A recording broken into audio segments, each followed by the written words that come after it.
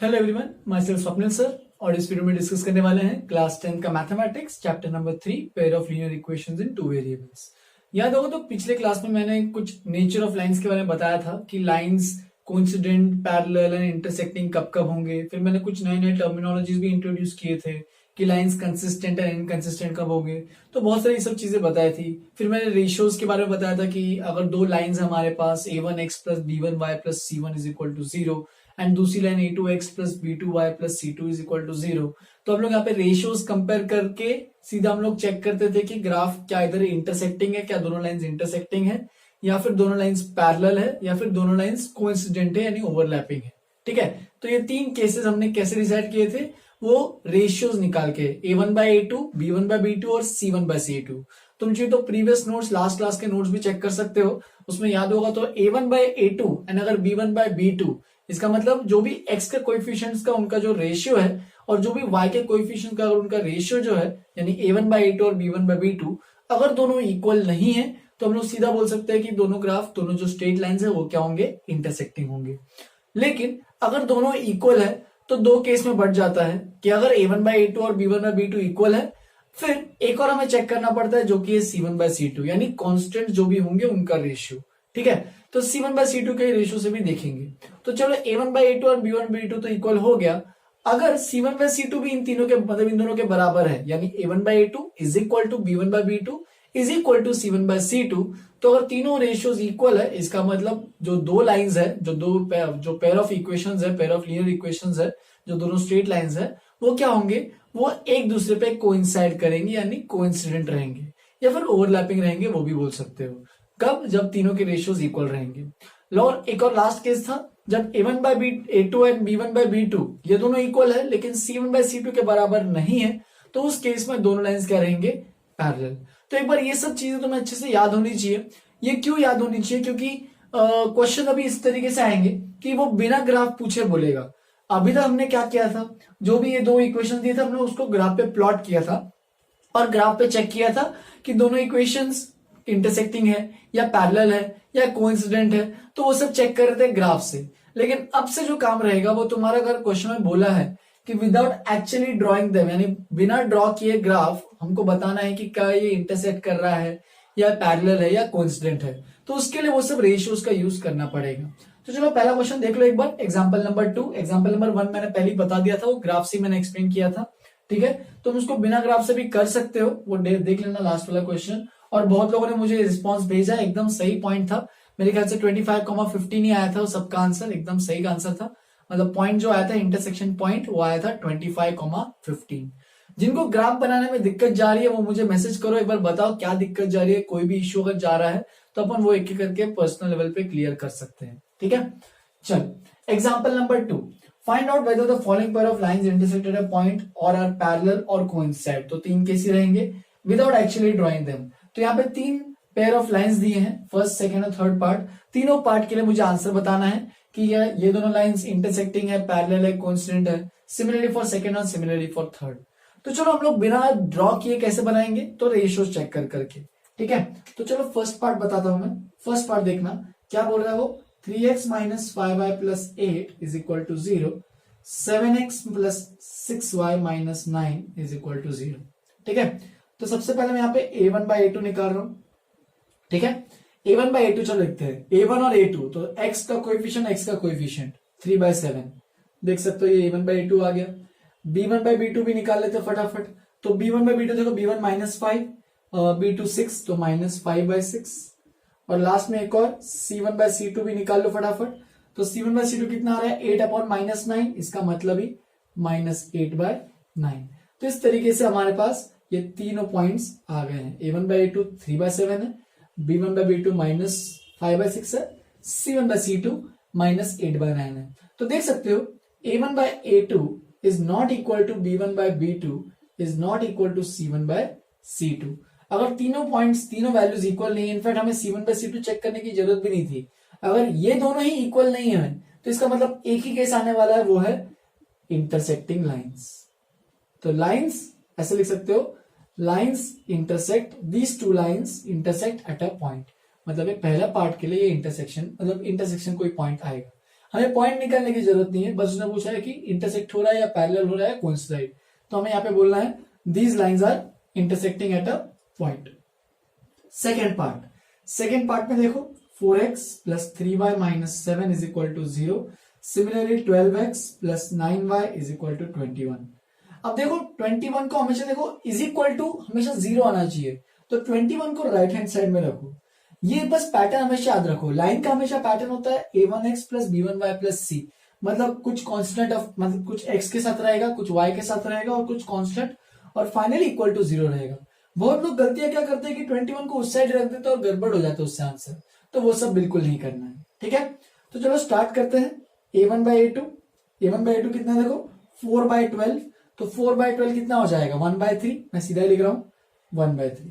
ठीक है, फिर b1/b2 निकालो फटाफट। b1/b2 कितना आ रहा है 3/9, तो 3/9 कितना हो जाएगा 1/3 वापस से। ध्यान देना y के कोएफिशिएंट्स ये है। ठीक है, तो b1/b2 भी आ गया 1/3।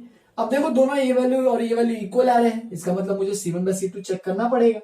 तो c1/c2 कितना आ रहा है -7/-21, तो माइनस माइनस कैंसिल और वो बन जाएगा 7/21 जो कि है 1/3।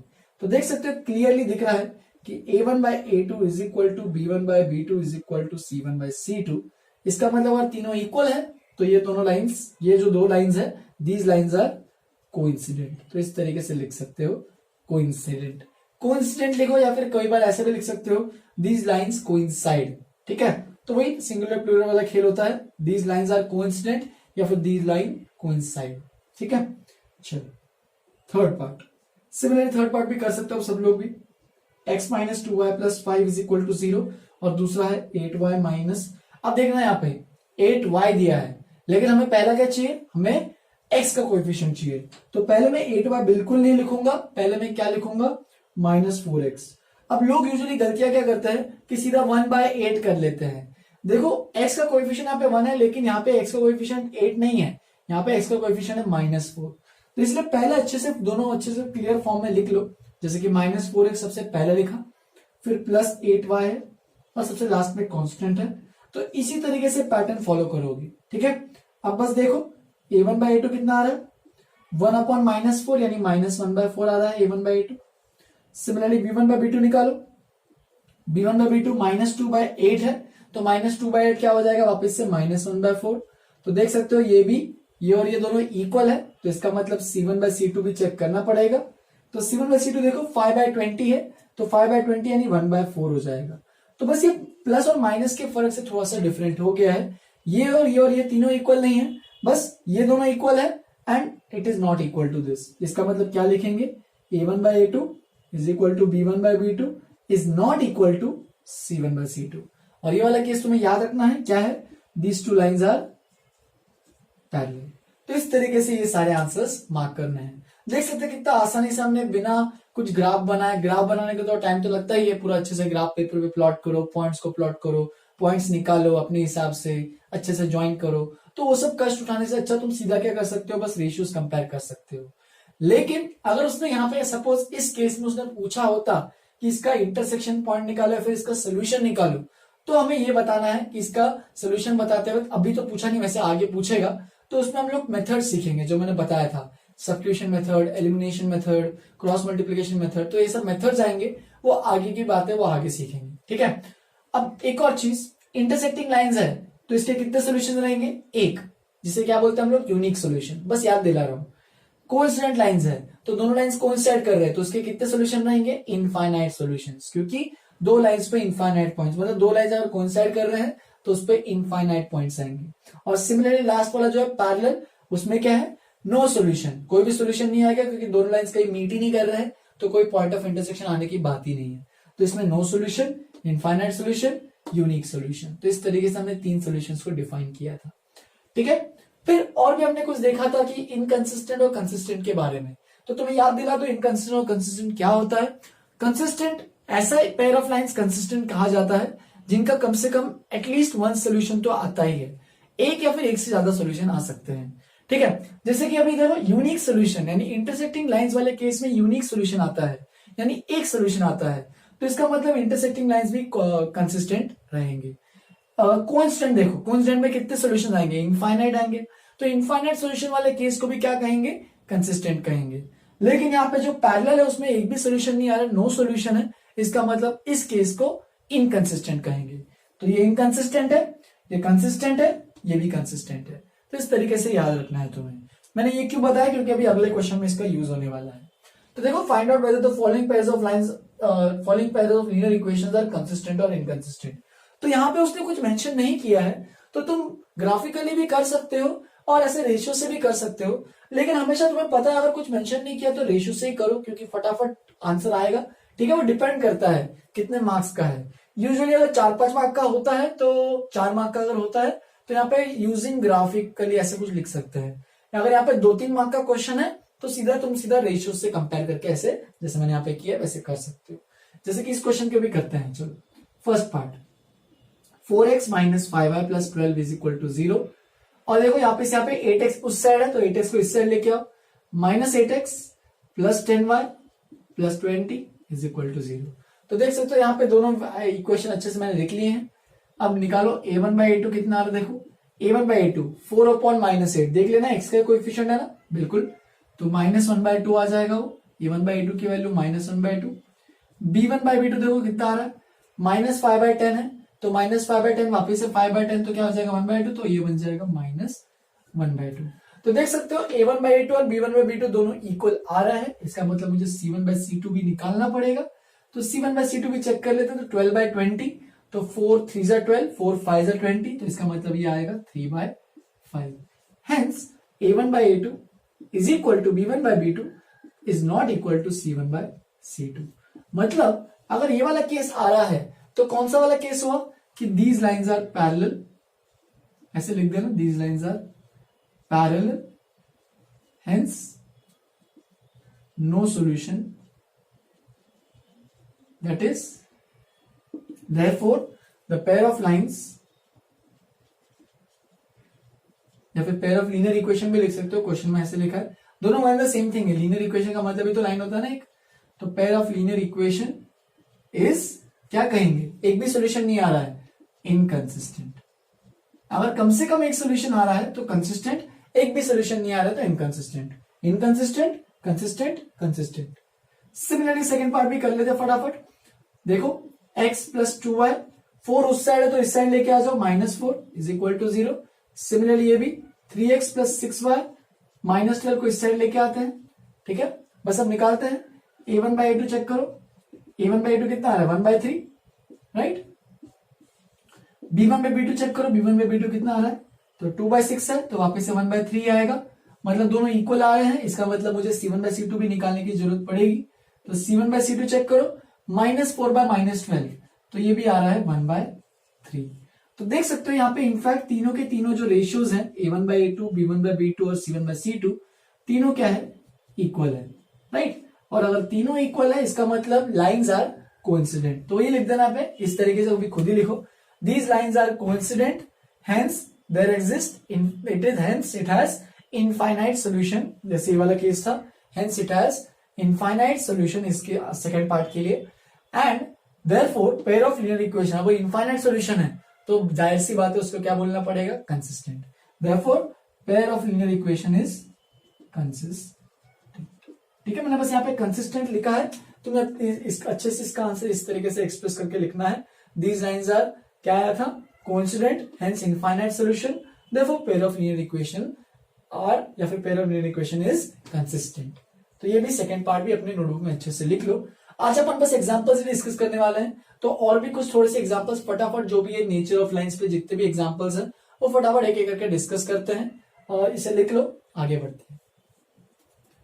चलो फिर आगे बढ़ते हैं। कुछ और भी मैंने एग्जांपल्स लिखे हैं, एग्जांपल 4 और 5। तो देखो थोड़े से डिफरेंट एक टाइप के एग्जांपल्स हैं, यहाँ पे कुछ अननोन क्वांटिटीज है जो तुम्हें निकालनी है। तो देखो, for what value of k will the following pair of linear equations have infinitely many solutions। तो यहाँ पे क्या दिया है, यहाँ पे पेयर ऑफ लीनियर इक्वेशंस दिए हैं, लेकिन एक लीनियर इक्वेशन में देखो क्या है, यहाँ पे अननोन क्वांटिटी एक और है जो कि k है, जो कि तुम्हें निकालना है कि k की वैल्यू क्या है। तो देखो यहाँ पे वो बोल रहा है पेयर ऑफ लीनियर इक्वेशंस के कितने होने चाहिए सॉल्यूशंस, इनफाइनाइटली मेनी। तो याद करो इनफाइनाइटली मेनी सॉल्यूशंस कब आते हैं, जब दोनों लाइंस कोइंसाइड करे। और कोइंसाइड करने का मतलब क्या है कि उसके जो भी रेशियोज है a1/a2, b1/b2, c1/c2 क्या होने चाहिए, वो तीनों के तीनों इक्वल। हेंस यहां पे अपन स्टार्ट कैसे करेंगे, द इक्वेशन ऐसे लिखो, for the pair of equations, for the pair of linear equations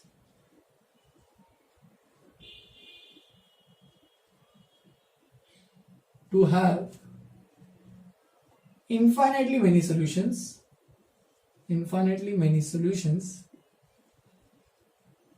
they must be coincident, right. दोनों लाइंस कोइंसाइड करनी चाहिए, कोइंसिडेंट होनी चाहिए, या फिर ब्रैकेट में ओवरलैपिंग भी लिख सकते हो। हेंस अगर कोइंसिडेंट है तो क्या बोल सकते हैं, a1 by a2 is equal to b1 by b2 is equal to c1 by c2। ये कंडीशन थी, याद होगा तो, ठीक है। अभी उसी कंडीशन का यूज करेंगे। सबसे पहले मैं लाइंस को अच्छे फॉर्म में रिप्रेजेंट कर लेता हूं। 2x plus 3y minus 4 is equal to 0 है, राइट। और यहां पे भी देखो k plus 2x plus 6y minus of 3k plus 2 is equal to 0। तो ये हमारे पास दोनों लाइंस को मैंने अच्छे फॉर्म में रिप्रेजेंट कर लिया है। अब मुझे बस a1 by a2 b1 by b2 सब में यहाँ पे सब्स्टिट्यूट करना है ये इक्वेशन में। तो चलो सब्स्टिट्यूट करते हैं। a1 by a2 तो ये बन जाएगा 2, थोड़ा सा इस साइड लिख रहा हूं, देखना 2 upon k plus 2, right. 2 upon k plus 2, फिर यहाँ पे क्या है 3 अपॉन 6, और सिमिलरली यहाँ पे क्या है -4 upon minus of 3k plus 2। देख सकते हैं यहाँ पे माइनस और माइनस तो हट जाएगा, यहाँ पे 3 1 और 3 2 बन जाएगा। तो 2 upon k plus 2 is equal to 1 by 2, और ये बन जाएगा 4 अपॉन 3k प्लस 2। मतलब तीनों वैल्यूज क्या होनी चाहिए, इक्वल। चलो अब हमारे पास दो इक्वल वैल्यूज हैं तो उनसे स्टार्ट करते हैं। चाहिए तो फर्स्ट, सेकेंड और ये थर्ड टर्म मान लो। अब उसने क्या बोला, तीनों टर्म्स इक्वल होनी चाहिए, तो हम लोग बस लेंगे फर्स्ट एंड सेकेंड टर्म। तो देखो बस फर्स्ट और सेकेंड लेने से क्या मिलेगा, 2 upon k plus 2 is equal to 1 by 2। अब मैं यहाँ पे क्रॉस मल्टीप्लाई कर रहा हूं, तो 2 2 ये बन जाएगा 4, और ये k प्लस 2 इंटू 1 तो k प्लस 2 ही बनेगा। और 2 को अगर इधर भेजोगे तो 4 माइनस 2 इज इक्वल टू k। दिख रहा है क्लियरली कि k की वैल्यू क्या आ रही है, 2। हेंस हमारा जो आंसर आएगा वो 2 आएगा। अब तुम ये भी पूछ सकते हो मुझे, सर हमने सेकंड और थर्ड भी तो ले सकते हैं, या फिर फर्स्ट और थर्ड भी तो ले सकते हैं। बिल्कुल ले सकते हैं, सबसे आंसर k इक्वल टू 2 ही आना चाहिए। तभी भी हमेशा वेरीफाई करना चाहिए, एक बार रफ में वेरीफाई करो कि सेकंड और थर्ड को एक बार इक्वल टू करके देखते हैं, ठीक है। तो सेकंड और थर्ड को अगर एक बार इक्वल टू करके देखेंगे, यानी यहां पे लिख रहा हूं मैं थोड़ा सा, जैसे कि सेकंड और थर्ड, तो 1 by 2 is equal to 4 upon 3k plus 2। Cross multiply करोगे तो 3k प्लस 2 यहां पे आ जाएगा, और 4 2 बन जाएगा 8। तो ये क्या बन जाएगा, देखो 8 माइनस 2 जो कि बन जाएगा 6। तो 3k इज इक्वल टू 6, 3 को ट्रांसपोज करो तो 6 डिवाइड बाई 3, k की वैल्यू 2। तो ऐसे करो, इन दोनों को इक्वल करो, इन दोनों को इक्वल करो, आंसर तो अपना 2 ही आना चाहिए। हेंस k की वैल्यू हमने जो पूछी थी उसमें हमने यहाँ पे निकाल दी वैल्यू की। सिमिलरली थोड़ा डिफरेंट टाइप का क्वेश्चन पूछा भी है, ये इनफाइनाइटली मेनी के लिए था। अब उसने क्या पूछा है, नो सोल्यूशन। तो पहले सबसे पहले ये सब तुम लिख ही सकते हो हमेशा, ठीक है। नो सोल्यूशन के लिए लाइंस क्या होने चाहिए, लाइंस मस्ट बी, मैं सीधा लिख रहा हूं, lines must be parallel, right. दोनों लाइंस क्या होना चाहिए, पैरेलल होना चाहिए, तभी तो नो सोल्यूशन आएगा। Therefore a1 by a2 is equal to b1 by b2 is not equal to c1 by c2। तो ये कंडीशन थी हमारे पास, याद होगा तो, ठीक है। दोनों लाइंस को अच्छे फॉर्म में लिख देते हैं। यहां पे साइड में लिख रहा हूं मैं kx minus 5y is equal, minus कर रहा हूं यहाँ पे 2 को इस साइड भेज रहे हैं क्योंकि हमें कांस्टेंट को एक साइड लाना है, सब सारे इक्वेशंस को, सारे वेरिएबल्स को एक साइड लाना है जो भी है। तो इधर भी सेम चीज करेंगे, 6x plus 2y minus 7 is equal to 0।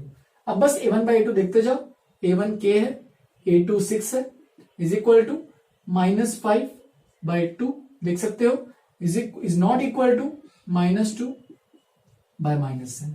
तो देख सकते हो ये नॉट इक्वल टू का तो देखो क्लियर ही हो रहा है कि -5 by 2 चाहिए, तो तुम इसे एक माइनस माइनस हटा दो यहीं पे। देख सकते हो ये और ये दोनों वैल्यूज इक्वल रहेंगे क्या, बिल्कुल नहीं। -5 by 2 और 2 by 7 दूर दूर तक इक्वल नहीं है। हमें उसने क्या पूछा है, k की वैल्यू निकालनी है। तो k की वैल्यू कैसे निकालेंगे, फर्स्ट और सेकेंड को ही लेना पड़ेगा। इसका मतलब k divide by 6 is equal to -5 by 2। Cross multiply करेंगे तो 2k इज इक्वल टू, या फिर 6 को उधर भेज दो तो -5 इंटू 6 डिवाइडेड बाय 2। इसका मतलब 6 5 30 और 30 डिवाइड, या फिर 2 1 2 3 कर लो, सबसे best k is equal to -5 × 3 यानी -15। ठीक है, तो k की वैल्यू आई हमारे पास -15। इसका कोई भी यूज नहीं आएगा, बस चेक करने के लिए होगा कि ये और ये इक्वल तो नहीं आ रहा है, ये और ये देख सकते हो ये दोनों इक्वल नहीं है, तो इसका बाय डिफॉल्ट वो कंडीशन सेटिस्फाई हो रहा है। उसी टाइप से उन्होंने क्वेश्चन दिया हुआ है, हमें बस k की वैल्यू निकालनी थी जो कि हमने निकाल ली। तो ये दो क्वेश्चन है, थोड़े से इंपॉर्टेंट क्वेश्चन है, ऐसे टाइप के क्वेश्चन एग्जाम में यूजुअली पूछता है 2-3 मार्क के लिए, तो ये सब क्वेश्चन भी तुम्हें अच्छे से आने चाहिए। और भी 2 क्वेश्चन करते हैं लास्ट के, फिर आज खत्म करेंगे आज, और उसके बाद में नेक्स्ट क्लास में जो सोल्यूशन वाला जो मेथड बताया था मैंने, अलग अलग मेथड जो होते हैं, हमारा अभी तक ग्राफिकल मेथड हो गया क्लियर। अब इसके नेक्स्ट क्लास में मैं तुम्हें एल्जेब्रिक मेथड सिखाना चालू करूंगा, जो कि एक इंपॉर्टेंट एस्पेक्ट है इस चैप्टर का, इस पेयर ऑफ लीनियर इक्वेशंस को सॉल्व करने का एक इंपॉर्टेंट पार्ट है। ठीक है, तो पहले इतना 2 एग्जांपल लिख लो, और भी मैं 2 एग्जांपल बता रहा हूं वो भी लिखो, फिर खत्म करते हैं। लिखो इसको। चलो फिर लास्ट के कुछ एग्जांपल्स फटाफट डिस्कस कर लेते हैं। लास्ट के मैंने यहाँ पे 2 एग्जांपल्स लिखे हैं आज के, ठीक है, तो फटाफट ये भी डिस्कस कर लेते हैं। तो देखो, for what value of p will the following system of linear equations represent parallel lines. याद होगा तो सिस्टम ऑफ लीनियर इक्वेशंस, इसको भी मैंने कहा था कि पेयर ऑफ लीनियर इक्वेशंस को सिस्टम ऑफ लीनियर इक्वेशंस भी कहते हैं कई बार। ठीक है, तो उन्होंने ये बोला है कि system of linear equation represent parallel lines. तो हमने पैरेलल केस का, मतलब पैरेलल लाइंस वाला केस अभी जस्ट पहले ही किया था, जस्ट लास्ट जो एग्जांपल था वो भी पैरेलल लाइंस का केस था। तो सिमिलरली इसको इस तरीके से करना है, लेकिन कुछ ट्रिकीनेस है इस क्वेश्चन में, तो वो देखोगे क्या है। ठीक है, तो स्टार्ट करते हैं। याद करो पैरेलल लाइंस के लिए कंडीशन क्या थी कि अगर 2 लाइंस पैरेलल है, इसका मतलब उसके कोई भी सोल्यूशन आएगा नहीं। इसका मतलब उसके लिए केस क्या था, मैं सब स्टेटमेंट्स लिख नहीं रहा हूं, मैं सीधा स्टार्ट कर रहा हूं कि a1/a2 b1/b2 is not equal to c1/c2। तो याद होगा तो ये हमारा कंडीशन था, ये हमारा केस था कि जब पैरेलल लाइंस होते हैं तो ये कंडीशन सेटिस्फाई होना चाहिए। तो चलो यहाँ पे पूरे लाइंस को अच्छे से मैं एक फॉर्म में लिख देता हूं, या फिर साइड में लिख देता हूं। चलो, -x + py -1 is equal to 0, right. तो ये पहली लाइन हो गई। सारे इक्वेशंस को, सारे वेरिएबल्स, सारे जो भी टर्म्स है सबको एक साइड लेके आए हैं। px - y - 1 is equal to 0। तो ये रहे दोनों लाइंस। अब बस a1/a2 डालते हैं। तो a1 है -1, देख सकते हो, a2 है p is equal to a2 है p और b2 है -1, और एक और c1 भी लिख देते हैं -1 और -1। ठीक है, तो ये क्या बन रहा है, चलो थोड़ा सा और सिंप्लीफाई करके चेक करते हैं। -1/p is equal to -p is not equal to, minus minus cancel, is not equal to 1। तो अब ध्यान देना, बहुत इंपॉर्टेंट चीज है। जैसे कि लास्ट क्लास में ये और ये तो वैल्यू दोनों गिवन थे, और बाय डिफॉल्ट हम लोग चेक किए, जैसे कि -5/2 और 2/7 ऐसे कुछ आया था, हमने सीधा बोल दिया था कि दोनों इक्वल नहीं है। लेकिन अभी तो कुछ दिख रहा है क्या कि दोनों इक्वल नहीं है, दिख रहा है क्या? नहीं। तो इसका मतलब है स्टेप बाय स्टेप सब टर्म्स, यानी सब जो भी ये फर्स्ट टर्म है, ये सेकंड टर्म है और थर्ड टर्म है, तो स्टेप बाय स्टेप लेना पड़ेगा, सबको चेक करना पड़ेगा। तो फर्स्ट और सेकंड से स्टार्ट करते हैं, मतलब फर्स्ट एंड सेकंड टर्म्स को हम लोग अगर लेंगे तो देखो क्या मिलेगा। -1/p is equal to -p, right. और -1/p इक्वल टू -p है, तो p को क्रॉस मल्टीप्लाई करते हैं, -1 इज इक्वल टू -p² हो जाएगा, और ये माइनस और माइनस दोनों साइड से कैंसिल आउट हो जाएगा। इसका मतलब p² इज इक्वल टू आएगा 1, और अगर p² 1 आ रहा है तो इसका मतलब p की वैल्यू, इसमें से 2 वैल्यूज आएंगी। किसका स्क्वायर 1 होता है? एक तो 1 तो होता ही है, और किसका स्क्वायर 1 होता है? -1 का भी होता है। तो p इज इक्वल टू +-1। जिनको ये इसका मतलब नहीं पता है, इसका मतलब क्या होता है कि p की वैल्यू 1 भी है एंड -1 भी है। जिनको इसका मतलब पता है, वेल एंड गुड। लेकिन अभी तुम्हारा आंसर खत्म नहीं हुआ है। लोग क्या करेंगे, बहुत गलतियां क्या करते हैं लोग यूजुअली, कि यहां तक आगे छोड़ देते हैं कि चलो p की वैल्यू +-1 आ गया, हो गया काम। लेकिन गलत है, पूरा काम हुआ ही नहीं है। अभी सेकंड और थर्ड को भी लेंगे। क्यों? क्योंकि सेकंड और थर्ड में भी तो वेरिएबल है p, तो उससे भी तो कुछ क्लियर होगा। तो चलो सेकंड और थर्ड, तुम्हें चाहिए तो अगर फर्स्ट एंड थर्ड लेना वो भी लेके दिखा सकता हूं, अभी इसके आगे लेके दिखाऊंगा, पर पहले सेकंड एंड थर्ड कर लेते हैं। तो देखो -p is not equal to 1, right. अब माइनस को उधर भेज दो, तो p is not equal to -1। इसका मतलब जो फर्स्ट स्टेटमेंट था वो बोल रहा है कि p की वैल्यू +-1 होगी, चलेगा। लेकिन सेकंड स्टेटमेंट क्या बोल रहा है कि p की वैल्यू -1 तो नहीं होनी चाहिए, 1 होगी तो चलेगा। इसका मतलब ही अगर दोनों स्टेटमेंट्स हैं, दोनों इसमें से अगर क्लियर करना होगा, तो इसका मतलब p की वैल्यू बस एक ही आएगी, वो है 1 के अलावा और कोई भी सेटिस्फाई नहीं करेगा। जैसे देखो 1 पुट करते तो क्या होगा, 1 पुट करो तो ये -1 बन जाएगा, राइट। ये भी ये कितना 1 पुट करो तो -1, देखो -1 और -1 इक्वल हो जाएगा, और ये तो 1 है, तो ये दोनों वैल्यू इक्वल रहेंगे, लेकिन ये अलग रहेगा। तुम तो ये मैं एक्स्ट्रा बता रहा हूं, इसकी जरूरत नहीं पड़ेगी, ये जो मैंने आगे लिख रहा हूं। फर्स्ट एंड थर्ड को भी कर सकते हो, फर्स्ट एंड थर्ड को भी चेक कर सकते हो, यानी -1/p इज, अब ये इक्वल टू इसके बराबर है, लेकिन ये इसके बराबर तो इक्वल टू नहीं है, तो इसका मतलब नॉट इक्वल टू 1, इसका मतलब है p is not equal to -1। तो वही सेम कंडीशन आना भी चाहिए था, क्योंकि ये दोनों वैल्यू इक्वल है, बस ये इसके बराबर है और ये इसके बराबर इक्वल नहीं है। तो इसका मतलब फाइनल आंसर जो बताओगे वो अपना आएगा p इज इक्वल टू 1, मतलब p इक्वल टू 1 पे ये दोनों जो pair of system of linear equation जो है वो पैरेलल लाइंस रिप्रेजेंट करेंगे। नेक्स्ट लास्ट क्वेश्चन पे आते हैं। अब the lines given by 2x plus ky is equal to 1 and this has unique solution. तो सबसे लास्ट में मैंने ट्रिकी वाला क्वेश्चन रखा है, यूनिक सोल्यूशन वाला। तो यूनिक मतलब एक सोल्यूशन, और एक सोल्यूशन का मतलब वो दोनों लाइंस क्या है, दोनों इंटरसेक्टिंग है। तो पहले दोनों लाइंस को लिख लेते हैं, या फिर चलो स्टार्ट करते हैं जैसे कि मैंने इसको किया था। अब दो लाइन अगर इंटरसेक्टिंग है तो इसका मतलब a1/a2 is not equal to p1/b2। याद होगा तो ये कंडीशन थी किसके लिए, जब दो लाइंस इंटरसेक्ट करते हैं। c1/c2 की बात भी नहीं करनी हमें, क्योंकि अगर ये दोनों इक्वल नहीं है तो काम हो जाएगा हमारा। तो बस चेक करते हैं तो क्या क्या चीजें हैं। 2x plus ky minus 1 is equal to 0, और यहाँ पे 3x minus 5y minus 7 is equal to 0। ठीक है, तो यहाँ पे मैंने सारे कॉन्स्टेंट्स को एक साइड लेके आया हूं, जो भी सब एक साथ लिखा है मैंने। अब बस a1/a2 देखो, तो a1/a2 है 2/3, right, a1/a2 2/3, b1/b2 k upon -5 है, राइट। अब यहाँ पे -5 को मैं यहाँ पे ट्रांसपोज कर रहा हूं, तो 2/3 into -5 is not equal to k। तो यहाँ पे नॉट इक्वल टू को इक्वल टू मत कर देना गलती से, यहाँ पे नॉट इक्वल टू की बात चल रही है बस, ठीक है। इसका मतलब ही k is not equal to, मैं इसको इधर लिख रहा हूं और इसको इधर लिख रहा हूं, तो ये कितना हो जाएगा -10/3। तो ये अपना आंसर आएगा। लेकिन तुम लोग अभी कंफ्यूज मत होना, ये मत सोचना कि k की वैल्यू तो नॉट इक्वल टू है, हमें तो k की वैल्यू निकालनी है। तो इसका मतलब क्या है बोलने का, k नॉट इक्वल टू -10/3 का आइडिया क्या है, इसका मीनिंग क्या है कि k सारी वैल्यूज ले सकता है, 1, 2, 100, 1000, 10,000, -10,000, -5/3, -1/9, कोई भी वैल्यू ले सकता है, बस ये वैल्यू नहीं ले पाएगा। यानी k बिलोंग्स टू, इस तरह से लिखना है, आंसर में लिखोगे k belongs to all real numbers, या फिर एक और मैं बताऊंगा, बिलोंग्स टू भी लिखने की जरूरत नहीं है, एक्सेप्ट -10/3 ऐसे लिख सकते हो, या फिर k कैन टेक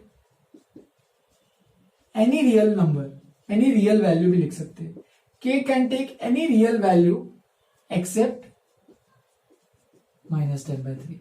तो दोनों वैल्यूज, दोनों जो आंसर मैंने लिखे सेम है, मतलब इसको ऐसे लिखना है ऐसे लिखो, ऐसे लिखना है ऐसे लिखो, मतलब k की वैल्यू कुछ भी हो सकती है, एनीथिंग, बट -10/3 को छोड़ के, ठीक है, -10/3 यहाँ पे नहीं आएगा। तो ऐसे टाइप के क्वेश्चंस भी करना आना चाहिए तुम्हें। यहाँ पे एक और चीज, c1/c2 और रेशियो लेने की जरूरत ही नहीं है, क्योंकि यूनिक सोल्यूशन यानी इंटरसेक्टिंग लाइंस के लिए बस ये दो कंडीशन से ही हमारा काम हो जाता है। तो ये आज के लास्ट के दो क्वेश्चन थे, इनको भी अच्छे से नोटबुक में लिखो। मैंने यहाँ पे आज के डिस्क्रिप्शन में कुछ होमवर्क अटैच किया है, तो वो तुम्हें होमवर्क अच्छे से करना है। मैंने यहाँ पे लिखा भी है कि कितने क्वेश्चंस करने हैं, तो अच्छे से करना पूरा होमवर्क। कोई भी दिक्कत हो, थोड़ा सा लेंदी है आज का होमवर्क, तो उसमें ध्यान से करना, उसके आंसर भी मैंने दिए हुए हैं, तो वेरीफाई करते करते चेक करना। कोई भी डाउट आता है तो मुझे मैसेज करो, मैं चाहिए तो नेक्स्ट क्लास में उसको डिस्कशन या फिर जूम क्लास पे लेके कुछ डिस्कस कर लेंगे, ठीक है। लेकिन पूछो, सॉल्व करो, अच्छे से मेहनत करो, और मुझे बताओ उसका रिजल्ट तुम लोगों को कैसा कैसा चल रहा है, ठीक है। चलो फिर यहीं पे पूरा लिख लो अच्छे से, यहीं पे पूरा खत्म करते हैं आज का, और नेक्स्ट क्लास में और भी इसके आगे नेक्स्ट टॉपिक स्टार्ट करेंगे। आज के लिए इतना ही। Have a good day, enjoy.